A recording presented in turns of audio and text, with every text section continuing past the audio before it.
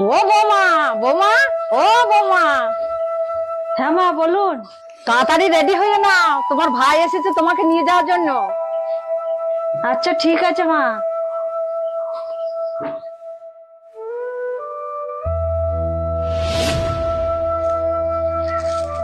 বাবু, আমার একটা কথা শুনবি?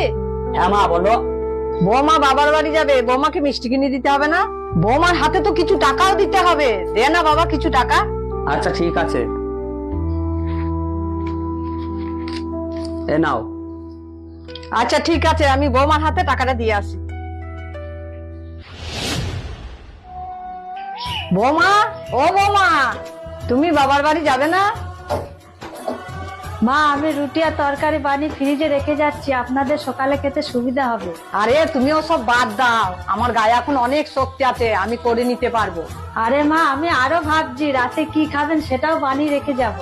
আরে ধুর, তুমি ওসব বাদ দাও। এই নাও, এই টাকাগুলো দিয়ে কিছু মিষ্টি কিনবে, আর বাদ বাকি টাকা তোমার কাছে রেখে দেবে। এই নাও। আর কিছু লাগবে তোমার?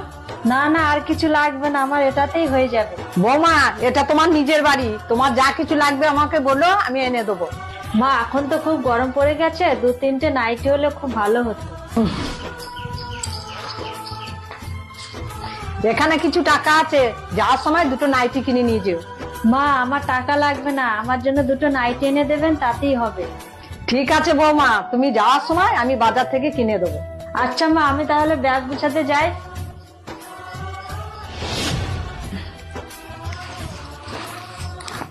বৌমা, আর একটা কথা শোনো, তোমার এখন বিয়ে হয়ে গিয়েছে, তুমি বাবার বাড়ি গিয়ে বাবার কাছে কিছু চাইবে না।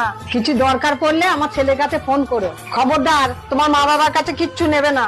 আমাদের তো একটা মান সম্মান আছে, তোমার বাবা মা যা কিছু দেওয়ার দিয়ে দিয়েছে। বিয়ের পর বাবা মায়ের কাছে কিছু চাইলে সেটা ভালো দেখায় না। এখন তোমার সব দায়িত্ব আমাদের।